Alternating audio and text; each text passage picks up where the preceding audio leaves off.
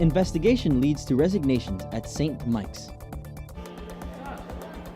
Black Friday, the holiday shopping season, officially begins.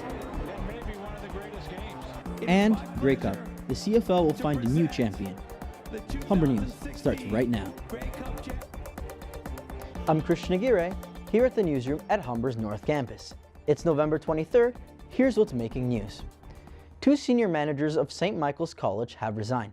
The school board president and principal have left their positions amid the school's sexual assault scandal. 6 students are facing charges, 8 have been expelled. St. Michael's administration has been heavily criticized for not promptly reporting the alleged assaults. Mayor John Tory said the resignations were necessary for the school to move on. The school has appointed an interim president with the current VPs acting as co-principals.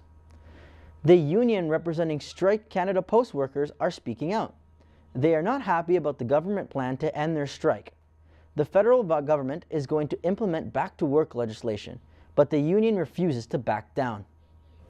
We're here today to condemn a violation of our fundamental rights as workers in this country.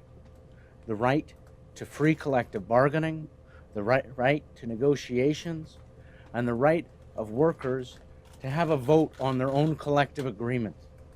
And let's be clear, this legislation that's being introduced will remove that right from 50,000 postal workers.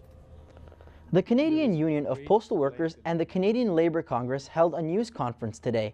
They condemned the federal government's decision. The Ontario Superior Court of Justice ruled in favor of the postal workers.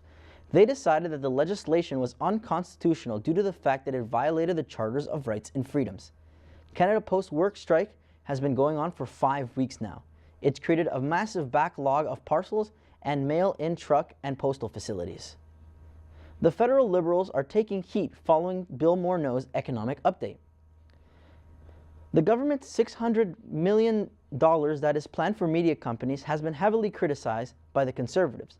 The Tories say that the Liberals want to gain favor in the media. Many point at Unifor, Canada's largest media union, as proof of left-leaning tendencies in the media industry. Just a week ago, Unifor Canada called themselves, quote, Andrew Scheer's worst nightmare, unquote. Unifor represents 12,000 journalists and media workers. The federal heritage minister accused the Conservatives of spreading conspiracy theories.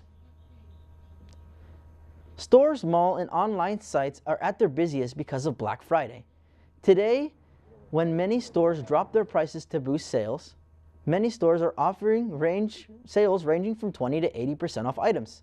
Some people take their shopping so seriously they even camp outside the stores to get first dibs on sales. The Retail Council of Canada says Black Friday is now a bigger day than Boxing Day for sales. And overseas, Spain's Prime Minister is threatening to vote no on the Brexit deal.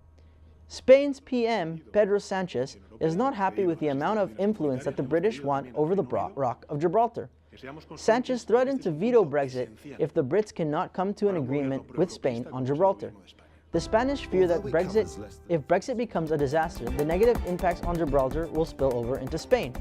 Gibraltar, the British overseas territory on the Spanish south coast, was ceded to the British Empire in perpetuity by the Spanish crown 300 years ago.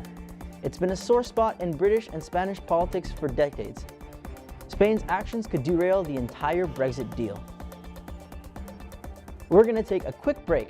Still ahead of us, the latest in sports and your 3-day forecast. Humber News continues after this.